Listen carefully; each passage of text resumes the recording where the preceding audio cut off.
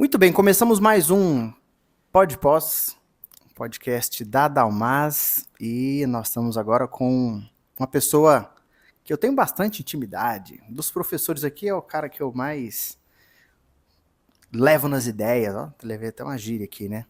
Mas eu estou falando dele, Antônio Leonel. Nós não somos parentes, né, Antônio, para começo de conversa, Não sabemos, né? né? E não temos nenhum tipo de afinidade de conhecimento também. Eu não gosto de matemática.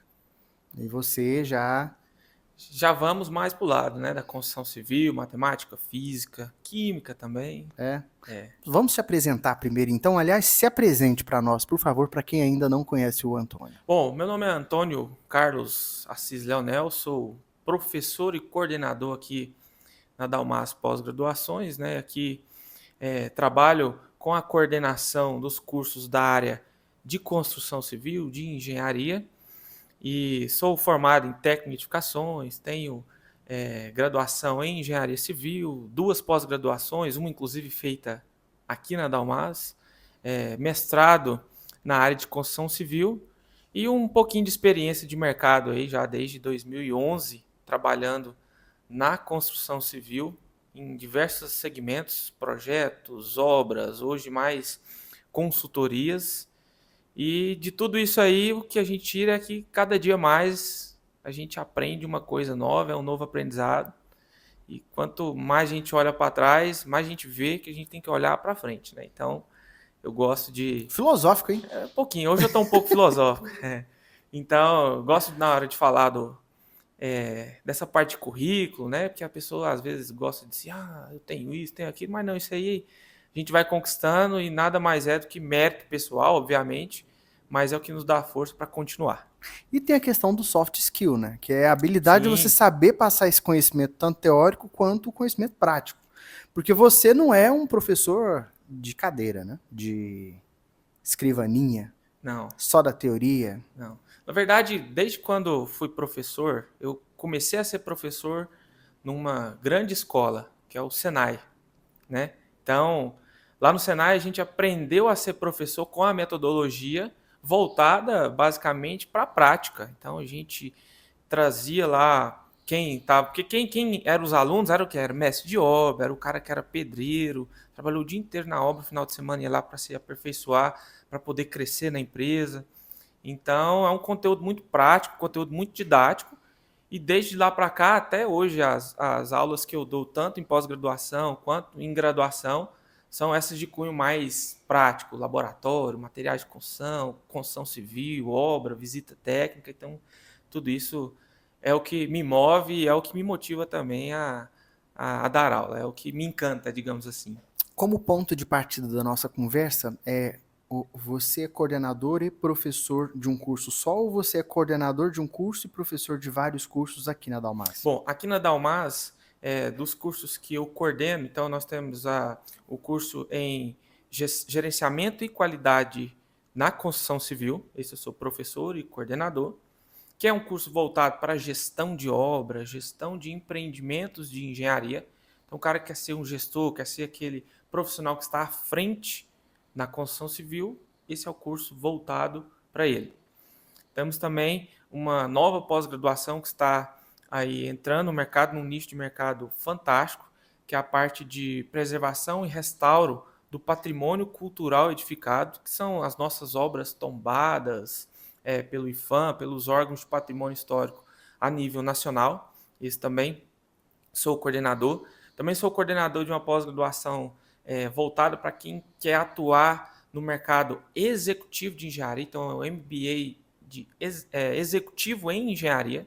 Então, o cara quer ser empreendedor e quer notar todas as nuances, inclusive o marketing, dentro da sua profissão, é uma pós-graduação voltada exclusivamente para este profissional. Então, essas são as pós-graduações que eu coordeno aqui na Dalmas. Tem também a pós-graduação do nosso colega Santiago, que ele é na parte de avaliações, perícias e patologias na construção civil. Né? Já dei aula nessa pós-graduação, inclusive, Santiago, espero o seu convite para dar aula para você também. E ele é o coordenador, mas também já atuei como professor na segunda turma desse curso. Interessante, ó, essa pós-graduação na área de avaliações e perícias, patologias da construção civil, eu fui aluno da primeira turma dela. Na segunda turma, eu era professor. Mas você já tinha todas as outras Sim, qualificações, né? E sim, toda a vivência também, com que eu acho que certeza. essa é uma parte muito importante, né? Mas o interessante é que a pós-graduação, ela te abre portas, e aí a gente já entra nesse assunto, né? Que ela te abre portas para você adentrar em novas oportunidades de trabalho, de network, de mercado. Então você começa a lidar ali com colegas, com professores, começa a lidar com até o próprio coordenador do curso, e ali trocando ali as figurinhas, trocando experiências, você acaba criando novas oportunidades de trabalho. Isso é fantástico. Hoje na construção civil, falo pela construção civil, que é aquilo que eu tenho know-how para falar. Quem não tem um bom networking, que não é bem relacionado, ele é deixado de lado, porque nós acabamos que gostamos de trabalhar com quem a gente conhece, né? Não sei as outras áreas se também é assim, mas na construção civil, na área de engenharia e arquitetura, digamos assim, somos muito parceiros, né? Trabalhamos com muitas parcerias. Então o cara quer saber, quem é o cara, quem é o profissional bom para fazer projeto de fundação. Então a gente já tem ali as referências. Quem é o profissional da área de gestão de obras? Temos ali uns nomes que são referências. Quem são as empresas que atuam com, por exemplo, projetos de interiores, projeto arquitetônico? Então a gente tem as referências. Então a gente sempre, esse relacionamento é muito importante na minha profissão. Ótimo. Então, um grande ponto de partida, né? Porque você falou Sim. aí de 3 pós-graduações que você faz coordenação. Isso. E aí eu queria passar um pouquinho por cada uma delas. Nós vamos fazer isso por blocos, tá? A gente faz por blocos e talvez eu retome alguma coisa. E se você quiser também falar de alguma coisa que você falou a respeito de uma relacionada à outra, eu acho que isso seria bastante interessante a gente ter essa dinâmica. Okay. Vamos começar a falar então da gestão da qualidade? Vamos lá. Eu não sabia que leigo da engenharia, não é minha área, não sabia que existiam engenheiros que eram interessados e apaixonados por gestão, que é uma coisa muito mais que vem do pessoal da administração. Sim. Né? Então a primeira pergunta é, quem é formado, por exemplo, em administração, pode fazer esse curso? Não pode. Poder até pode, porém não vai lhe trazer tantos benefícios. Por quê? Porque um gestor de obras, para ele atuar à frente de uma obra, ele precisa ter a qualificação profissional para aquela função, podendo ser engenheiro, tecnólogo ou arquiteto. Isso na nossa legislação nacional. Ok? Um administrador pode fazer? Pode. Ele vai poder saber trabalhar em alguns aspectos da administração. Mas os aspectos técnicos da profissão, ele não vai saber lidar. Por quê? Porque nós pegamos a gestão e aplicamos na construção. Então, é um curso de gerenciamento e qualidade na construção.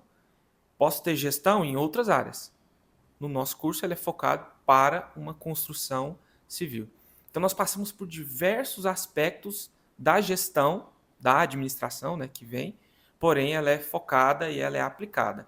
Então, nós não vamos nos atentar para que serve fazer um brainstorming, qual é a origem do diagrama de Ishikawa. Nós usamos essas ferramentas aplicadas. Então, nós vamos pegar isso, aonde eu aplico isso na obra, aonde entender um cronograma, aonde isso impacta na minha produtividade. Então, esses são aspectos que a gente pega da gestão, emprestado lá dos administradores, para poder trabalhar com engenharia. Ok? Ok.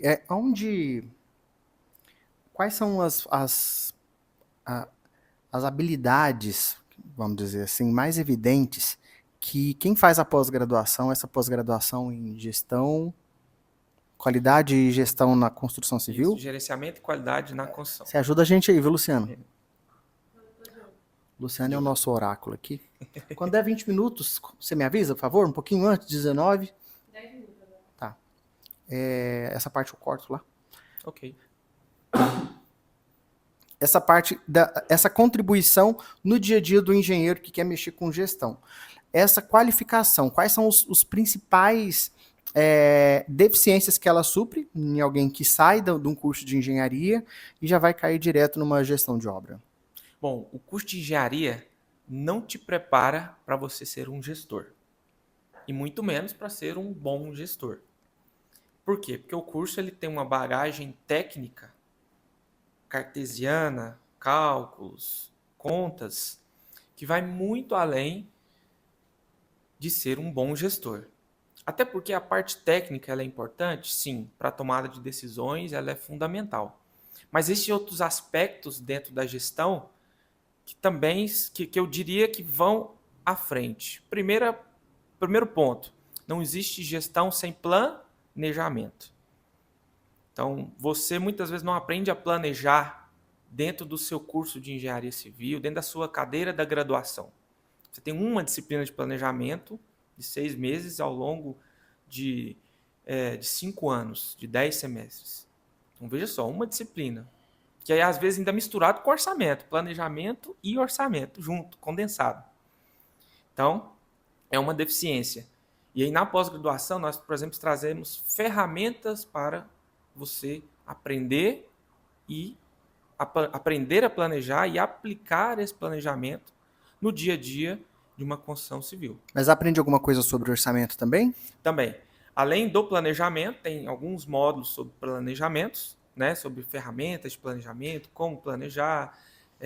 Tem também módulos relacionados à orçamentação, que é específico para você aprender a trazer um preço, um valor para aquele serviço, para aquele material. E isso está muito conectado, tá? Porque isso, quando eu trabalho com orçamento junto com planejamento, eu estou falando quanto vai ficar e como eu vou gastar aquilo. Então, é quanto o serviço custa 20 mil reais para ser executado, só que o meu fluxo de caixa eu preciso de 2 mil reais por mês durante 10 meses, ou não, 2 meses com 10 mil reais. Então, preciso me planejar financeiramente para poder pagar aquilo, para poder custear a execução daquele serviço. Então, veja que andam juntos. E aí a gente trabalha, tem módulos de planejamento, módulo de orçamento. Então, isso daí é um pontinho da gestão. Então, a gente vê muito, eu noto muito que nós não temos... para falar a verdade, ser engenheiro é muito mais fácil que ser um gestor, hein? Ó, polêmica. Ser engenheiro é uma coisa, ser um gestor é outra. Até porque um aspecto muito importante da gestão é, por exemplo, a gestão de pessoas. Aí é problema, viu? Aí, meu amigo, é onde a gente brinca, né? Fala assim, é onde o filho chora e a mãe não vê, né? E gestão de pessoas que são mais, assim, que tem um tipo de cultura, às vezes, diferente da nossa, né? Que é muito mais na diplomacia, e o cara vai lá e resolve na marretada. Não, e o pior é que é assim, não lidamos também só com esse tipo de pessoa. Então, num dia, por exemplo, dentro de uma obra, você lida com aquele funcionário que trabalha diretamente para você, que é o seu subordinado, você lida com um terceirizado, que é um regime jurídico completamente diferente de contratação. Você lida com o seu estagiário, que é um cara que olha para você e fala assim, eu quero ser igual você quando eu crescer. Eu quero ser melhor que você, Ou porque melhor. isso que você faz não é tão bom assim, não sou a favor disso. Você lida com o seu colega de trabalho que está em outra obra, que também é gestor, e que vocês às vezes vão estar concorrendo futuramente a um cargo de coordenador. Você lida com os seus chefes e você lida com o diretor da empresa, o presidente da empresa, que são níveis hierárquicos completamente diferentes. E a sua postura, a forma como você trabalha, claro, sempre pautado pela ética profissional, mas a linguagem é diferente nesses ambientes. Você não vai falar da mesma forma que você fala com um ajudante, com o presidente da empresa. Até porque se você falar da mesma forma com o ajudante, com o linguajar que você trabalha com o presidente, o ajudante não vai entender nada. Uhum. E o contrário, você vai queimar ali seu filme, né? Então veja que são aspectos importantes e isso é gestão de pessoas. E isso a gente aprende na faculdade muito pouco mesmo. Eu falo porque eu já dei aula da parte de gestão e não é nenhuma questão de falar assim, não, é porque o povo tem preguiça de dar essa aula, não, porque não dá tempo. Não, a gente não consegue abordar tudo que precisa da parte de gestão dentro de um semestre ou dentro de um período letivo ali que é corrido, tem prova, tem trabalho, tem atividades, isso dentro da graduação. Uhum. Na pós-graduação, não, a gente pega todas essas ferramentas e coloca, ó, você vai aplicar dessa forma. E aí o aluno chega sexta-feira na sala de aula lá, cansado, né? Trabalhou a semana inteira, aí faz aula sexta, dá um start ali, sábado já está mais animado. E aí, quando chega domingo, que já está acabando a aula, é a hora da gente falar, agora vocês vão pegar tudo isso daqui e vão aplicar ao longo desse mês ou ao longo dessa semana. E o feedback é incrível, porque aí muitos dos alunos às vezes estão ali naquele dia a dia, naquela situação, e lembram, falam, professor, usei isso, estou aplicando isso, isso aqui é muito interessante. Então, a aplicação prática desses conceitos é fundamental para um gestor e a gente não tem essa bagagem, digamos que, vinda da graduação. E existe uma troca de conhecimento colaborativa, né? Porque a maioria já estão no campo, no canteiro de obras, né? Sim. Trabalhando no dia a dia. Então ele pergunta coisas de realidade que ele conhece, o outro pergunta coisas de realidade que ele ainda vai enfrentar, eles trocam conhecimento entre si, tem a parte do network também. Sim. E aí uma pergunta a respeito dessa pós-graduação, ela é só presencial? Essa pós-graduação, hoje a gente está aqui com turmas presenciais. Para Goiânia. Para Goiânia, né? Uhum. Mas ela tem total aspecto para também ser dada de forma remota. Aí fica a dica aí, que nós no ao vivo online, né? Conseguimos moldar ela também para um ao vivo online, né? Uhum. Para alcançar um público maior, para alcançar pessoas com outras experiências também, né? E essa questão da experiência é interessante porque hoje o método de ensino já mudou-se em relação a muitos anos atrás. Nós não temos mais lá na nossa linguagem um emissor e um receptor. Hoje é uma interlocução. Então, o professor conversa com o aluno traz experiência para dentro, aí o outro aluno que às vezes nem sabia que aquilo existia já passa a saber, às vezes o professor que está ali à frente também, olha, legal, esse exemplo é interessante, porque mostra isso e isso. Então, vira uma interlocução. E aí veja que a gente tem indivíduos completamente diferentes, de realidades diferentes às vezes, quando se juntam, todo mundo sai dali com a experiência igual. Então, vejo tanto que isso é interessante na pós-graduação, que quando se juntam, na hora que se separam, todo mundo está com a mesma mentalidade, está com o mesmo conteúdo ali que foi absorvido, né? Então, isso é fantástico, esse tipo de metodologia de ensino.